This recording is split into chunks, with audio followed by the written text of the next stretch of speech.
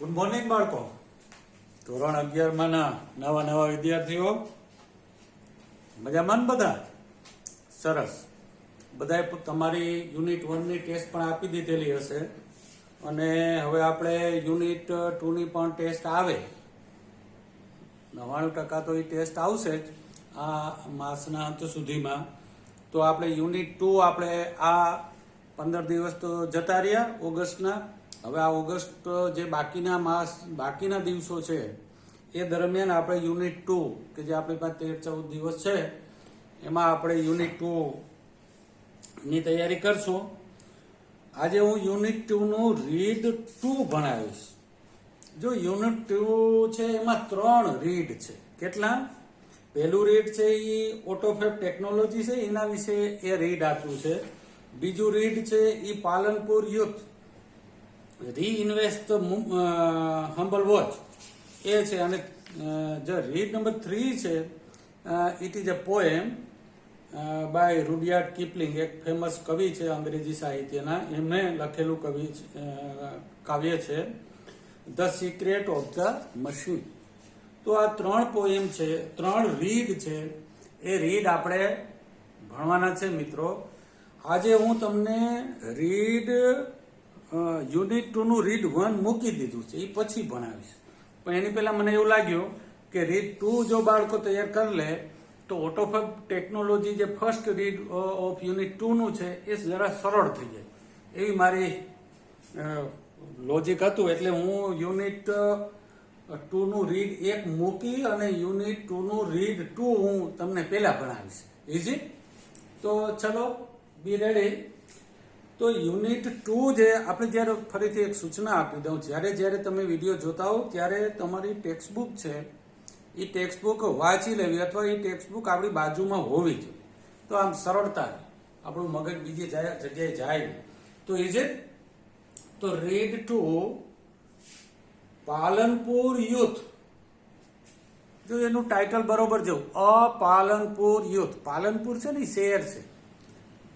આપણે અંબાજી જઈએ ને, અંબાજી જે આપણું ધાર્મિક સ્થળ છે, માતા અંબાજી બિરાજે છે, તે એ જિલ્લામાં છે. એ બનાસકાંઠાનું હેડક્વાર્ટર છે. એ જિલ્લો છે પાલનપુર, પણ એ જિલ્લાનું નામ શું છે? બનાસકાંઠા. એ પાલનપુર છે એ હેડક્વાર્ટર છે બનાસકાંઠાનું. તો ન્યાનો યુથ એટલે યુવાન. હવે પાલનપુરનો યુવાન, પાલનપુર યુથ, એ ટાઇટલ એટલું સમજાઈ ગયું. એ ઇન્વેસ્ટ કરે છે, મતલબ રોકાણ કરે છે પોતાના પ્રયત્નોનું અથવા સંશોધન કરે છે. હમ્બલ વોચ, એક વોચ એને બનાવી છે. તમે માનો એવી આપણે ઘડિયાળમાં જોઈએ એવી વોચ નહીં હો, જરા જુદી રૂપે ડિજિટલ વોચની વાત છે. તો જરા પેલા આપણે એમણે ઘણા બધા, એને હું 2 વિડીયો દ્વારા આ રીડ 2 પૂરું કરીશ. પહેલો જે વિડીયો છે આજે હું માત્ર તમને કે જે પાલનપુર યુથ કે જેનું નામ છે પ્રણવ મિસ્ત્રી, ખ્યાલ આવે છે? એ જે પાલનપુરનો એ છોકરો હતો એનું નામ શું હતું? પ્રણવ મિસ્ત્રી. એના વિશે જ હું તમને ઇન્ટ્રોડક્શન કરાવડાવીશ. એટલે આપણને શોર્ટ નોટ આપણને પ્રણવ મિસ્ત્રી વિશે વાત કરે તો આપણને ખબર હોય છે 10-12 વાક્યો એના વિશે ઇંગ્લિશમાં આપણે બોલી શકીએ છીએ. પ્રણવ મિસ્ત્રી અત્યારે તો એટલો જાયજેન્ટિક પર્સનાલિટી છે કે જનરલ નોલેજની જે પરીક્ષાઓ લેવાતી હશે એમાં પ્રણવ મિસ્ત્રીનું નામ ગુંજતું હોય છે. તો જોઈએ પ્રણવ મિસ્ત્રી કોણ હતા, શું છે, ક્યાં કામ કરે છે, એને કેવી રીતે ભણ્યા, કેવી રીતે એનું એન્જિનિયરિંગ સાયન્સ એને પૂરું કર્યું, કેવી રીતે એનું જે માસ્ટર ડિગ્રી આઈઆઈટી મુંબઈ ખાતે ઇન્ડસ્ટ્રીયલ ડિઝાઇનમાં જે એણે અભ્યાસ કર્યો છે એના વિશે બધી માહિતી છે. એમના પપ્પા એમના વિશે શું કહેતા એ પણ છે. પરંતુ શરૂઆતમાં બધાને કહી દઉં કે આ જે પ્રણવ મિસ્ત્રી છે એને જે ડિજિટલ ટેકનોલોજીમાં ઘણા બધા ફેરફાર કર્યા છે મિત્રો. અને એક બહુ સારી જગ્યાએ ઊંચા પગાર લેતો એવી જગ્યાએ એ અત્યારે હાલ કામ કરે છે. બહુ મોટા નથી, નાના છે. પ્રણવ મિસ્ત્રી. તો Pranav Mistry is the head of think tank team Samsung research America. જો એ શું છે? પેલું વાક્ય કે પ્રણવ મિસ્ત્રી છે એ હેડ છે. હેડ આપણા છે ને, આપણી સ્કૂલના હેડ, આપણા હેડમાસ્ટર નંદણીય સાહેબ, એમ ઈ એક હેડ છે. કોનો? તો કે થિંક ટેન્ક ટીમ. જે દરેક કંપની હોય ને એની એક થિંક ટેન્ક હોય કે એ બધું વિચારતા હોય છે. એ વિદ્વાન માણસોની, વૈજ્ઞાનિકોની બનેલી એક ટીમ હોય છે. એને બધા શું કહેતા હોય છે? Think team. Think tank team. એ કોની? તો કે સેમસંગ રિસર્ચ અમેરિકા. જો સેમસંગ નું નામ બધા તમે સાંભળ્યું છે, બરાબર? બધાના હાથમાં મોબાઈલ છે ને, એટલે સેમસંગ મોબાઈલ બનાવે છે. પરંતુ તમે જોજો કે દરેક મોબાઈલની અંદર નવા નવા ફીચર્સ એડ થતા આવતા હોય છે. એની રેમ વધતી હોય છે, બરાબર ને, મેમરી વધતી હોય છે, એમાં ફોટોની ક્લેરિટી વધતી હશે, એમાં બોલીએ અને ટાઈપ થઈ જાય. એ ઘણા બધા ફીચરો ડે ટુ ડે એમાં એડ થતા હોય છે. તો એ કેવી રીતે એડ થતા હશે, એને કોણ કરતું હશે? તો એ આ થિંક ટેન્ક ટીમ હોય, એ દરેક મોબાઈલની અંદર નવા નવા ફીચર એડ કરતા હોય. બધી કંપનીમાં હોય છે, માત્ર સેમસંગમાં હોય એવું નહીં. પરંતુ એ ટીમનો હેડ થવું, it is a great thing, is it? તો પહેલું આપણે પ્રણવ મિસ્ત્રી વિશે શું ભણ્યા? તો કે પ્રણવ મિસ્ત્રી ઇઝ ધ હેડ. અત્યારે છે, જ્યારે ચોપડી લખાણી છે ત્યારે. Think tank team Samsung research America. આ સેમસંગ ફોન છે ને, અમેરિકાનો છે. Is it? He is from Palanpur. તે પાલનપુરનો છે. ઇઝ ફ્રોમ પાલન. તો પાલનપુર ક્યાં આવ્યું છે? તો કે Gujarat. He is from Palanpur, Gujarat. એટલું ખ્યાલ આવી ગયો? હવે સરસ મજાનું એક વાક્ય આવે છે જે તમને લાગુ પડે છે. માણસોને આજે એક મેસેજ આપવો હોય તો આપી શકાય એવું છે પ્રણવ મિસ્ત્રીના જીવનમાં. હી study in a government school Palanpur. જો એ કોઈ મોટી હાઈફાઈ સ્કૂલમાં ભણવા નથી ગયો મિત્રો. તમે જે ડીએસ ગુજિયા સ્કૂલમાં ભણો છો એવી સ્કૂલ હતી પાલનપુરમાં. એ વિલક્ષી વિદ્યા મંદિર, દરેક જિલ્લાઓમાં એવી શાળાઓ છે અને સામાન્ય માણસોના છોકરા ત્યાં ભણવા આવતા હોય એવી સ્કૂલ છે, એમાં ભણ્યો છે. એટલે જો આપણામાં મન હોય તો માળવે જવાય, એવી કહેવત છે ને કે સ્કૂલ કઈ બહુ અગત્ય નથી, તમે અગત્યના છો. ઘણા એમ કે અમારી સ્કૂલ આમ ને આપણે આમ, એવું કાંઈ છે જ નહીં.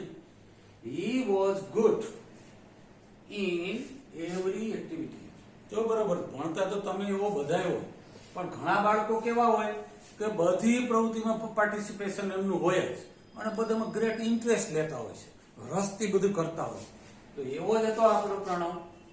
He was good in every activity. દરેક પ્રવૃત્તિમાં ગુડ હોય, પાછું ખાલી પાર્ટિસિપેશન નહીં. અમુક હું જોતો હોઉં, અમુક વિદ્યાર્થીઓ બધીમાં પાર્ટિસિપેશન એનું હોય, પણ જે ગેમ હોય, જે એક્ટિવિટી હોય એને રફે દફે કરવાનું કામ કરતા હોય. એ આ પાર્ટિસિપેશન ના કહેવાય. Is it? હવે જ્યારે જો એઝ એ સ્ટુડન્ટ, વિદ્યાર્થી તરીકે, હી ટુક ઇન્ટરેસ્ટ, તે રસ લેતો in music, singing and sports. આ ત્રણેય વસ્તુમાં એ રસ લેતો અને એક સરસ મજાનું ગાઈ શકતો, સરસ મજાના તબલા પ્લે કરી શકતો, હાર્મોનિયમ હી કેન પ્લે, અને સ્પોર્ટ્સમાં નથી, હી પ્લેડ બેડમિન્ટન. જો આ બધી મગજને ફળદ્રુપ ફર્ટાઇલ કરવા માટેની આ રીત છે. તમારી સ્કૂલમાં, તમારી આજુબાજુ જેટલી એક્ટિવિટીઝ હોય એમાં સારી રીતે ભાગ લેવાનો હોય છે. એટલે એવા માણસો જનરલી આગળ આવતા હોય છે અથવા ત્યાંથી આપણને એક સારો મિત્ર મળે. ઈ ટુ interest in music, singing and sport. ખાલી ઇન્ટરેસ્ટ ના લે તો હું એક શબ્દ ઉમેરી દઉં, ગ્રેટ ઇન્ટરેસ્ટ. ઈ ટુ ગ્રેટ ઇન્ટરેસ્ટ લેતો. The great thing is that. અને મોટામાં મોટી વાત છે એના જીવનની, a great thing is that he studied in mother tongue Gujarati. આ મોટા મોટું. અત્યારે કામ ક્યાં કરે છે? અમેરિકામાં. એ કઈ પોસ્ટ ઉપર કામ કરે છે, કઈ જવાબદારી ઉપર કામ કરે છે? તો કે think tank team Samsung research અમેરિકામાં છે, ત્યાં એ કામ કરે છે. એ ભણ્યો છે શેમાં? ઇંગ્લિશ મીડિયમમાં નથી ભણ્યો. જો આપણને કે છે ગ્રેટ થિંગ છે, આજે લોકો બહુ હેરાન થતા હોય છે. આ એના વિશે મહાન બાબત છે કે he studied in mother tongue Gujarati, અને એ માતૃભાષા ગુજરાતીમાં જ ભણ્યો છે, ઇંગ્લિશ મીડિયમ, સામાન્ય school. Is it? he joined Nirma University for his BE in computer engineering. પછી 12 સુધી તે પાલનપુર સરકારી સ્કૂલમાં ભણ્યો. ત્યાર પછી એ BE કરવા ગયો. 12 સાયન્સ પાસ થઈ જાય ને તો એ ગ્રુપના વિદ્યાર્થીઓ એન્જિનિયરિંગમાં જઈ શકતા હોય છે. તો એ ક્યાં ગયો? શેમાં એન્જિનિયરિંગ પૂરું કર્યું એનું ગ્રેજ્યુએશન? તો કે કોમ્પ્યુટર એન્જિનિયરિંગ. જરા જોજો, he joined Nirma University for his BE in computer engineering. આ ટ્રુ ઓર ફોલ્સ માં પૂછાતું હોય છે, બહુ ધ્યાનમાં રાખવાનું છે. કઈ યુનિવર્સિટીમાંથી એણે એનું એન્જિનિયરિંગ પૂરું કર્યું? તો કે નિરમા યુનિવર્સિટીમાંથી પૂરું કર્યું, અમદાવાદ. બરાબર. અને એનો BE માં વિષય કયો હતો? જો BE એટલે bachelor of engineering. Civil engineering હોય, ઇલેક્ટ્રિક એન્જિનિયરિંગ હોય, ઇલેક્ટ્રોનિક એન્જિનિયર હોય, એરોનોટિકલ એન્જિનિયર હોય, ઘણી બધી એન્જિનિયરિંગ ની બ્રાન્ચીસ હોય છે. પણ એણે શેમાં કમ્પ્લીટ કર્યું? કોમ્પ્યુટર એન્જિનિયરિંગમાં કર્યું. He completed his post-graduation. Graduate થઈ જાય ને પછી એક પોસ્ટ ગ્રેજ્યુએશન 2 વર્ષનો કોર્સ હોય છે. દાખલા તરીકે તમે આર્ટ્સ થઈ જાવ તો BA વિથ આર્ટ્સ હો તો પછી MA થાવ. એ MA શું કહેવાય? પોસ્ટ ગ્રેજ્યુએશન કહેવાય. Is it? તો એન્જિનિયરિંગમાં પણ પોસ્ટ ગ્રેજ્યુએશન હોય.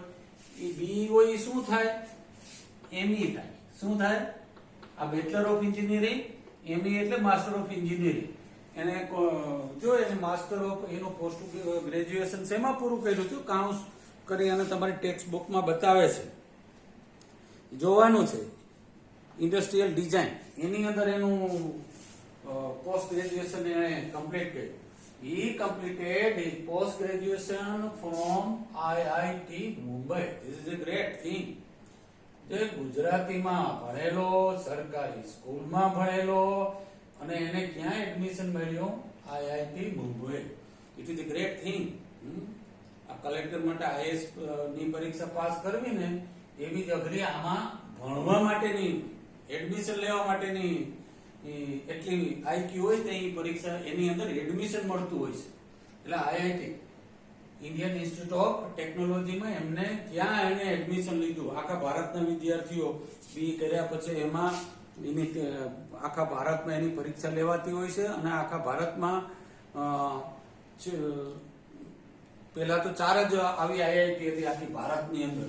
હવે થોડીક બીજી 4 વધારી છે, મને ખબર નથી, પરંતુ 4 હતી, પણ કેટલોક વધારો થયેલો છે. તો ત્યાં એ ભણવા ગયો. This is a great thing. એ કેટલો મહેનતુ હશે, કેટલો એના અભ્યાસ પ્રત્યે એને રસ હશે, તો જ અહીંયા મળે, નહીતર મળી શકે નહીં.